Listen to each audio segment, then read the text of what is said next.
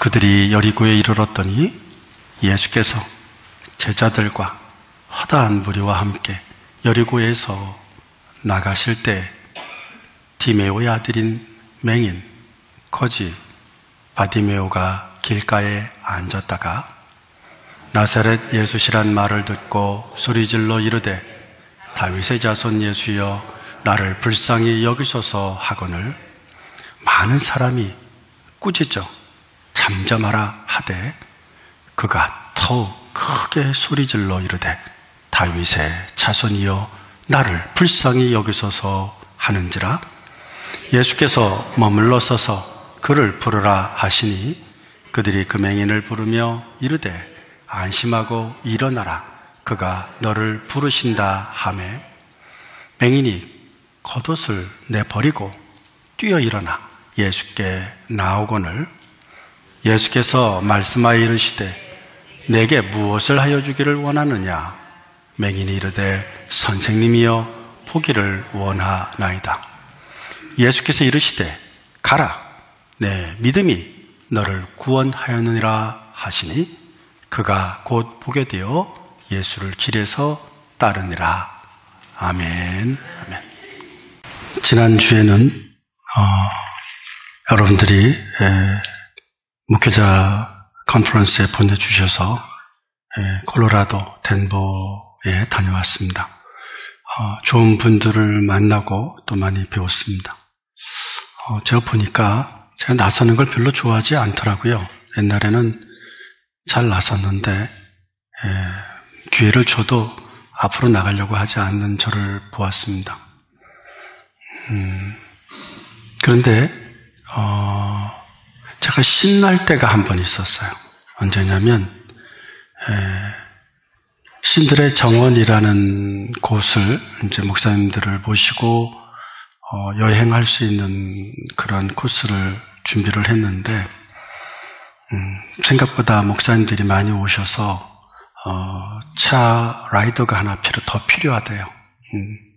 그런데 다들 초행길이니까 선뜻 나서려고 하지 않아서 그 책임을 맡은 분들이 발을 동동 굴르고 있으셔서 제가 도와드리겠다 했습니다. 저 역시도 신들의 정원이라는 곳은 처음 가봤습니다. 저는 애리조나 출신입니다. 그래서 웬만한 걸 보고는 놀라지 않습니다. 애리조나야말로 정말로 대단한 그러한 자연 풍광을 가지고 있는 곳이기 때문입니다. 콜로라도에 계신 분들, 특별히 그런 분들에게는 좀 죄송한 마음입니다. 왜냐하면 제 마음에는 신들의 정원보다는 애리조나에 있는 그랜드 캐년이나 세도나나 치리카우 마운틴이 훨씬 더 아름다웠기 때문입니다. 그런데 이상하게 신들의 정원에 가서 제가 업돼 있었어요. 왜 그럴까 하고 봤더니 제가 목사님들과 사모님들을 모시고 다녔는데 저 역시 처음 가는 길이기 때문에 열심히 그곳에 오신 미국 분들에게 어디가 좋은지 어디를 가야 될지 물어보았습니다. 그리고 그 중에 좋으신 분 한 분이 저에게 지도를 하나 주셨습니다. 그래서 그 지도를 가지고 사진에 나오는 것 중에서 아름다운 곳을 찾아서 모시고 다녔습니다. 그분들이 웃는 모습을 보니까, 사모님들이 웃는 모습을 보니까 이상하게 제 마음이 기쁘더라고요. 그들이 모르는 곳을 제가 모시고 가는데 어떤 곳은 아무리 걸어도 원하는 목적지가 잘 나오지 않아서 가슴이 콩닥콩닥했습니다. 한 15분 정도 지나니까 쌍둥이 돌이 나와서 그곳에서 또 목사님들, 사모님들이 웃는 모습을 보니까 제가 마음이 놓이고 또 평안했습니다. 왜 그럴까? 남이잖아요. 나하고 별로 관계도 없습니다. 내가 그분들한테 잘 보여야 될 이유도 없습니다. 저 스스로 당당하기 때문입니다. 부족한 것이 없는 제가 남들에게 잘 보일 이유가 뭐가 있겠습니까? 웃으셔야 되는데 제가 좀 진지하게 얘기하고 있나 보죠? 그런데 원하는 목적지가 나타나니까 제가 기쁜 거예요. 또 목사님, 사모님들이 웃는 모습을 보니까 제가 기쁜 거예요. 나는 산을 보러 간 게 아니었던 겁니다. 저는 신들의 정원을 보러 간 것이 아니었던 겁니다. 저는 목사님들과 사모님들의 웃는 모습을 보러 갔던 겁니다. 그래서 저는 신들의 정원을 보고 감동한 것보다는 목사님들과 사모님들의 웃는 모습을 보고 감동하고 기쁘고 즐거웠습니다. 왜일까요? 상관도 없는 그들을 기쁨을 보고 왜 내가 기뻐했을까요? 왜 내가 마음에 안심을 가졌을까요? 내가 투어를 제대로 가이드하지 않는다 한들 누가 나한테 불평과 원망을 하겠습니까? 저 역시도 처음 간 곳인데 말이죠. 왜 그들이 웃는데 내가 따라 같이 웃었을까요? 그것은 우리가 그리스도 안에서 하나이기 때문입니다. 저는 여러분들의 웃는 모습을 볼 때 기쁩니다. 여러분들이 울을 때 저도 따라 웁니다. 제가 젊었을 때는 참 많이 웃었습니다. 그리고 잘 웃겼습니다. 그런데 이민 생활을 하는 성도님들을 보니까 웃는 모습이 점점점 사라집니다. 그러면서도 한편으로는 그들에게 사랑을 나눠주고 싶고 그들에게 생명을 나눠주고 싶고 그들에게 웃음을 보고 싶습니다. 여러분들의 삶을 통해서 하나님께서 위로부터 주시는 위로와 평안이 이 시간 있으실 수 있기를 주의 이름으로 축원드립니다. 그래서 여러분들의 웃는 모습을 보고 제가 웃을 수 있게 해 주십시오. 여러분들의 기쁨을 보고 제가 기쁠 수 있게 해 주십시오. 저는 여러분들이 웃을 수 있도록, 여러분들이 기쁠 수 있도록 최선의 가이드 역할을 하겠습니다. 오늘 나오는 본문의 주인공은 디메오입니다. 디메오란 사람은 아마 여리고에 살고 있었던 사람이었던 것 같습니다. 여리고는 여호수아 6장에 보면 여호수아가 이스라엘 백성을 이끌고 가나안을 넘어서 제일 첫 번째 정복한 것이 여리고입니다. 매일 그 성을 돌았습니다. 그리고 7째 날에는 7번을 돌며 하나님의 명령에 따라서 찬송을 할 때, 나팔을 불 때 하나님의 이름을 높이자 여리고 성이 무너져 내렸습니다. 이 스토리는 마태복음 20장 29절부터 34절에도 나오고 누가복음 18장 35절부터 43절에도 나옵니다. 누가복음 18장 35절 말씀에 보면 여리고에 가까이 가셨을 때라고 말합니다. 그리고 마가복음 10장 46절에 보면 여리고에 이르렀더니 라고 나오고 마태복음 20장 29절에 보면 그들이 여리고에서 떠나갈 때라고 나옵니다. 여리고는 여호수아에 의해서 무너진 여리고가 있었고 헤롯에 의해서 새롭게 건축된 여리고가 있었습니다. 아마 그 여리고와 여리고 사이를 주님께서 지나가고 계셨을 때의 이야기입니다. 무너진 곳에서 새롭게 건축된 곳으로 갔는지 새롭게 건축된 곳에서 무너진 곳으로 갔는지는 잘 모르겠어요. 그러나 그 노중에 일어난 이야기입니다. 디메오라는 사람은 아픔이 있었습니다. 그 아픔이 뭐냐면 자기의 아들이 눈을 보지 못하는 자였습니다. 한번 스토리를 만들어 보면 디메오는 왜 유명했을까? 부자였을까? 아닙니다. 만약에 부자였다면 자기의 아들을 거지로 만들지는 않았겠죠. 그죠? 구걸하도록 만들지는 않았을 것입니다. 마가복음 10장 46절에 보면 디메오의 아들인 맹인, 거지, 바디메오라고 나오기 때문입니다. 바디메오라는 것은 디메오가 아버지인 분이란 뜻이에요. 그러니 제가 한번 상상력을 발휘해 보았습니다. 무엇으로 유명했길래 사람들이 디메오의 이름을 기억할까? 바디메오가 눈을 떴기 때문에 기억할까? 저는 이렇게도 생각해 보았습니다. 혹시 디메오도 앞을 못 보는 사람은 아니었을까? 라고 생각해 보았습니다. 만약에 그가 부자였다면, 그죠? 아들을 가난한 사람으로 만들지 않았을 것이었기 때문이고, 또 그가 부자가 아니었다면 어떻게 해서 유명했을까 생각해 볼 때 아마도 아버지도 아들도 둘 다 못 보는 자들은 아니었을까라고 생각합니다. 마가복음 20장 30절 말씀에 보면 맹인 두 사람이라고 나옵니다. 그런데 마가복음 10장 46절 말씀에 보면 한 사람, 디메오의 아들인 소경 거지 바디메오라고 나옵니다. 누가복음 18장 35절에 보면 한 맹인이 길가에 앉아 구걸하다가 라고 나옵니다. 두 명이었어요. 그런데 한 명으로 줍니다. 그 중에 한 명은 누구였을까요? 모릅니다. 디메오의 아버지였을까요? 모릅니다. 그러나 분명 중요한 것은 디메오는 소경의 아들을 가지고 있었다라는 것입니다. 여러분, 아버지의 마음은 무엇일까요? 그 아들이 눈을 뜨는 것일 것입니다.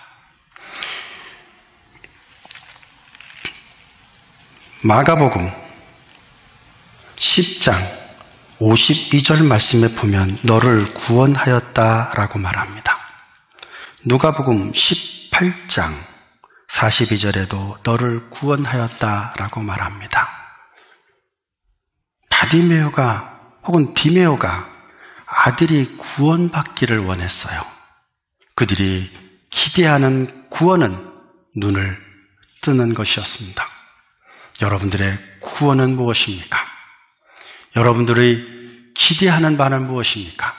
무엇 때문에 오늘 이곳에 나와 계십니까?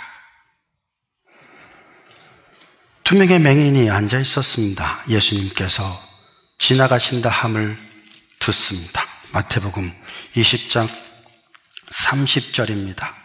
누가복음 18장 36절에도 예수님의 무리가 지나간다는 소식을 듣자 누군가 묻습니다. 아마 바디메오였던 것 같습니다. 바디메오였던 것 같습니다. 이 무슨 일이냐? 이 무슨 일이냐? 마태복음 20장 30절에는 예수님이라고 말하고 있습니다. 그런데 마가복음 10장 47절에 보면은 나사렛 예수라고 나옵니다. 여러분들은 어떤 예수님을 따르기를 원하십니까? 예수님 대신에 십자가에서 못 박히지 않고 자유함을 얻은 바라바를 기억하십니까? 이 바라바의 이름도 예수입니다. 예수, 바라바와 나사렛 예수 둘 중에 어떤 예수를 원하느냐고 빌라도가 묻자 예수 바라바를 원한다라고 말했던 것입니다. 자, 여러분들은 어떤 예수님을 찾으러 오셨습니까? 어떤 예수님을 만나러 오셨습니까? 바디메오가 말하기를 이 무슨 일이냐고 누가복음 18장 36절에 말하자 사람들이 말하기를 나사렛 예수님이 지나간다고 말합니다. 바디메오만 예수님이 지나가는 것에 대한 관심을 갖지는 않았을 것입니다. 많은 사람들이 관심을 가졌을 것입니다. 그런데 특별히 바디메오가 예수님이 지나간다는 소식을 듣자 예수님을 향하여 말하기를 예수여, 나사렛 예수여. 그 다음에 나오는 말씀이 무엇입니까? 그것이 47절입니다. 사람들은 예수님을 가리켜서 나사렛에서 온 예수라고 말하는데 바디메오는 그 예수님을 향해서 다윗의 자손 예수여라고 말합니다. 다윗의 자손이라는 것은 메시아여 이런 뜻입니다. 지금도 유대인들의 국기에 보면 유대인들의 국기에는 다윗의 별이 그려져 있습니다. 그들은 다윗이 오면 새로운 왕국이 건설될 것이라고 믿었습니다. 그러나 예수님이 오셨을 이 당시 다윗의 자손으로 오신 예수 그분께서는 몰락한 왕가의 아들이었을 뿐입니다. 헤롯이 다윗의 자손 왕이 될 자가 왔다는 소식을 들었다면 죽일 것입니다. 이제 헤롯 대왕은 죽었습니다. 그래도 여전히 그 아들들의 서슬퍼럼이 살아있습니다. 또 다른 헤롯 대왕의 아들인 헤롯이 살아있었고 그가 다윗의 자손이 왔다는 소리를 듣는다면 예수님을 잡아서 죽일 것입니다. 그리고 그 누구도 다윗의 자손 예수를 부르지 못하게 할 것입니다. 그런데 이 바디메오는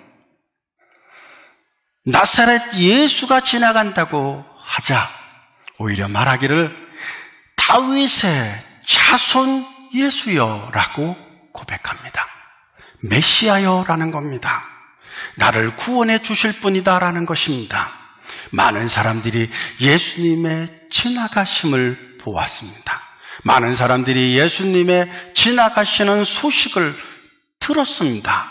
그런데 그 어느 누구도 이 무슨 일이냐 묻지 않았습니다. 관심을 갖지 않았던 것이죠. 그런데 바디메오는 예수님에 대해서 관심을 표현합니다. 그리고 그 믿음을 고백합니다. 다윗의 자손이요, 나의 메시아요, 나의 그리스도요, 나를 구원하실 이여라고 고백하는 것입니다.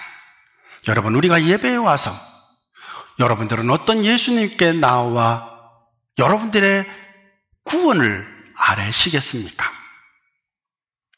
저는 다윗의 자손 예수 그분을 만나실 수 있기를, 우리 주 예수 그리스도 그분을 만나실 수 있기를 주의 이름으로 축원드립니다. 니고데모는, 바디메오는 참으로 아픈 추운 시절을 보냈습니다. 장석주 시인이 쓴 대추 한 알이라는 시가 있습니다. 적에 저절로 풀고 진리는 없다.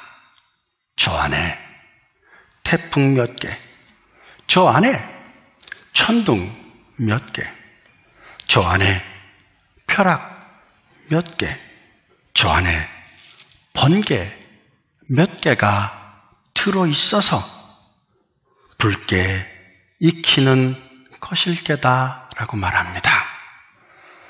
가을입니다. 대추가 익어가는 이 계절에 여러분들은 아마 바디메오로 이곳에 계실 것입니다. 익어가는 대추로 이곳에 계실 것입니다. 플로리다는 오렌지로 유명합니다. 그런데 플로리다의 오렌지가 맛있으려면 그해 겨울이 유난히 추워야 됩니다. 한국의 사과가 왜 맛있을까요? 그것은 한국은 혹독한 겨울을 가지고 있기 때문입니다. 혹독한 겨울을 지낸 사과는 그 어떤 사과하고 비교할 수 없을 정도로 맛있습니다. 여러분들의 인생도 지금 익어가고 있는 계절일 것입니다. 바디메오처럼 길가에 앉아 계실지도 모릅니다. 누군가의 도움을 기대하는 삶을 살고 계실지도 모릅니다. 그러나 바디메오가 주의 음성을 들을 때 그 기회를 놓치지 않았던 것처럼 고난 가운데 있을 때, 어려움 가운데 있을 때 바디메오는 어떻게 행동했습니까? 스스로 비참해했습니까? 스스로 비참해지기 위해서 적극적으로 자신의 삶을 저주하고 원망했을까요? 아닙니다. 그가 어떤 환경에 있다 할지라도 자신에게 구원이 올 것이라는 것을 포기하지 않았어요. 여러분, 어떤 누구도 바디메오의 눈을 뜨게 해줄 수 있는 자가 없었습니다. 그런데 바디메오는 주님이시라면 내 눈을 뜨게 해주실 것이라고 믿었어요. 여러분들은 어떤 주님을 믿으십니까? 무엇을 믿기에 이곳에 오셨습니까? 다른 사람들은 안 된다고 생각하는 이 시간, 다윗의 자손 예수여 나를 불쌍히 여기소서 하자, 신앙 고백을 하자, 사람들이 무엇이라고 말합니까? 사람들은 그를 박해합니다. 마가복음 10장 48절 말씀에 보면 많은 사람이 꾸짖어 잠잠하라고 말합니다. 마태복음 20장 31절에도 무리가 꾸짖어 잠잠하라고 말합니다. 누가복음 18장 39절에도 앞서가는 자들이 그를 꾸짖어 잠잠하라고 말합니다. 여러분들이 믿음을 드러내는 그 순간 누군가는 여러분들을 향해서 잠잠하라고 이야기할 것입니다. 누군가는 그 믿음을 테스트할 것입니다.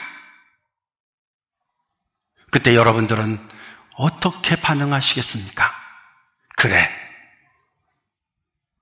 내가 무슨 할 말이 있다고 조용해야지, 잠잠해야지 했다면 바디메오는 예수님의 음성을 듣지 못했을 것입니다. 처음에 예수님이 지나간다는 소리를 사람들을 통해서 들었어요. 그런 그 바디메오가 예수님을 향해서 다윗의 자손 예수여 나를 불쌍히 여기소서 하자, 많은 무리가 그를 향하여 꾸짖어 잠잠하라 하였을 때 바디메오는 더욱더 소리를 내어 다윗의 자손이여 나를 불쌍히 여기소서 하고 말함으로 말미암아 지나가던 예수님이 멈추셨습니다. 여러분, 하나님을 멈추게 하는 기도를 하셔야 됩니다. 하나님의 보좌에 상달되는 기도를 할 수 있어야 됩니다. 여러분 가운데 고통이 있을 수 있습니다. 어려움이 있을 수 있습니다. 제가 얼마 전에 저쪽에 큰 공원에 갔었습니다. 거기에 세코아 팍에 가서 봤더니 세코아 자이언트 추리가 있는데 어마어마합니다. 제가 이렇게 손으로 하면 제 한 손으로 안 돼요. 어찌 보면 우리 교회 이만큼 둘레가 될 정도로 큽니다. 1000년을, 2000년을, 3000년을 살아냅니다. 그런데 그 세코아 추리의 씨앗이 싹이 트려면 반드시 불을 만나야 됩니다. 가을에 불이 세코야 팍의 공간을 지나쳐야 그 불을 통해서 씨앗이 트기 때문입니다. 여러분들도 그 고난이 여러분들에게 신앙을 키우기 위한 하나님의 섭리라고 믿으십시오. 그래서 그 고난 가운데 좌절하거나 낙심하거나 절망하지 마십시오. 여러분이 원하는 대로 다 되었다면 여러분들은 어쩌면 지옥 가운데 계실지도 모릅니다. 그러므로 욥처럼 단단한 믿음을 가지기 위한 신앙을 성숙시키기 위한 하나님의 섭리로 바디메오처럼 우리에게도 고난이 있을 수 있다는 사실을 기억하시는 여러분들 다 되실 수 있기를 바랍니다. 도스토옙스키는 이런 기도를 했습니다. 내가 두려워하는 것 한 가지가 있는데 그것은 내가 고통을 겪을 만한 가치도 없는 존재가 되는 것이다 라고 말합니다.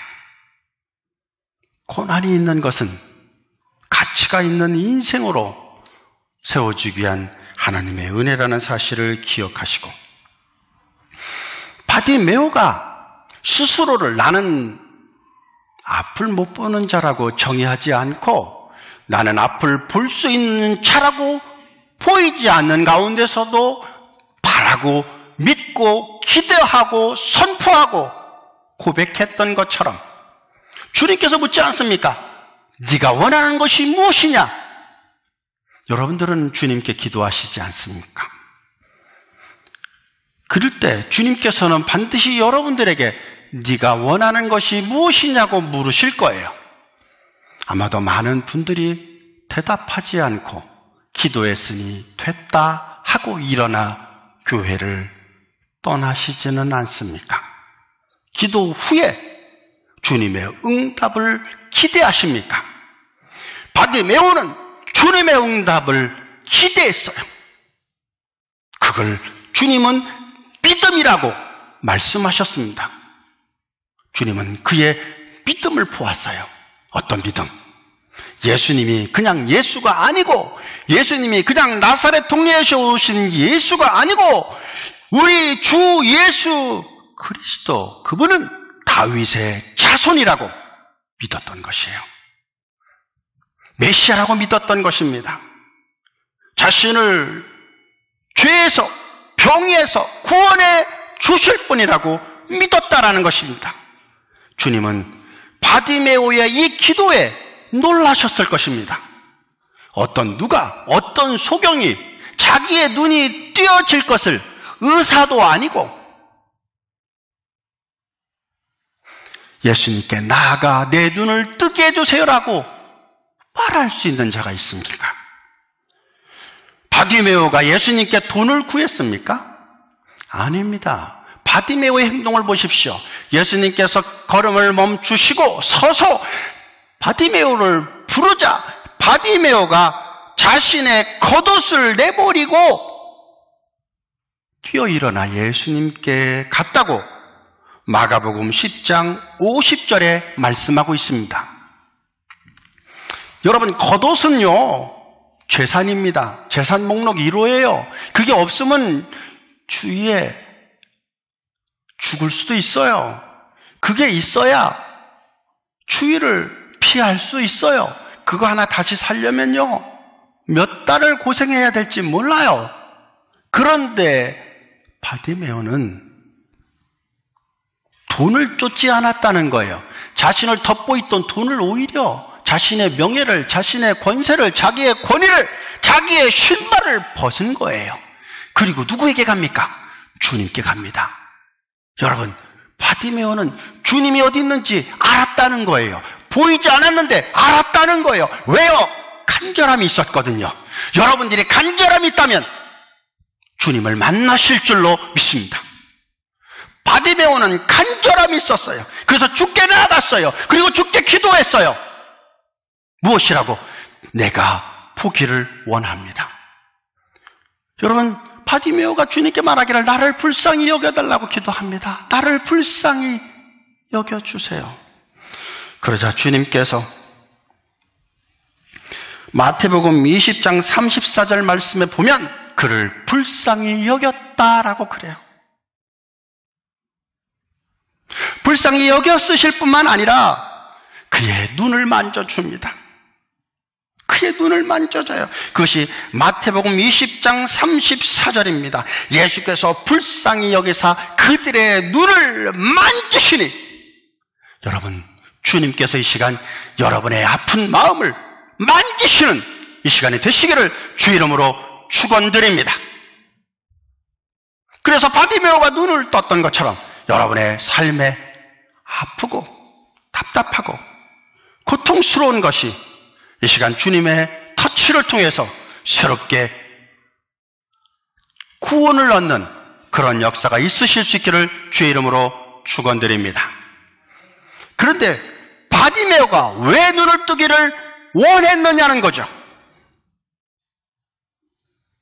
오늘 이 말씀에 보면 바디메오가 눈을 뜨자 즉시로 한 일이 있는데 그것이 무엇이냐면 누가복음 18장 43절에 보면 하나님께 영광을 돌렸다는 거예요. 어디서? 여리고에서 함성을 질렀던 과거 이스라엘 백성들의 한호성이 들리지 않으십니까? 하나님의 이름을 높이자, 하나님께 영광을 돌리자, 무너지지 않을 것 같았던 여리고성이 무너져 내리지 않았습니까? 여러분들 앞에 보이지 않는 것이 여리고 아니고 무엇이겠습니까? 여러분에게는 아마 여리고가 있을 거예요. 여러분들에게는 아마 보이지 않는 무엇인가 답답한 것이 있을 거예요. 그것을 주 앞에 가지고 나와 주께 간구하시고 주로부터 응답 받으실 수 있는 여러분들 되실 수 있기를 바랍니다. 응답 받으면 하나님께 영광 돌릴 수 있는 우리 모든 가족분들 다 되실 수 있기를 바랍니다. 여러분, 바디메오가 하나님께 영광을 돌리고 한 것이 무엇일까요? 여러분들 같으면 어떻게 하시겠습니까? 이제 눈을 떴어요. 어떻게 하시겠습니까? 아마 가족에게 갈지 모릅니다. 그죠? 아마 친구에게 갈지 모릅니다. 아마 이웃에게 갈지 모릅니다. 아마 여리고로 들어갈지도 모릅니다. 그리고 내가 눈을 떴다고 자랑할지 모릅니다. 그런데 바디메오는 그렇게 하지 않아요. 마태복음 20장 34절에 보면은 예수를 따랐다라고 말합니다. 마가복음 10장 52절에도 예수를 길에서부터 따랐다라고 말합니다. 누가복음 18장 43절에도 예수님을 따랐다라고 말합니다.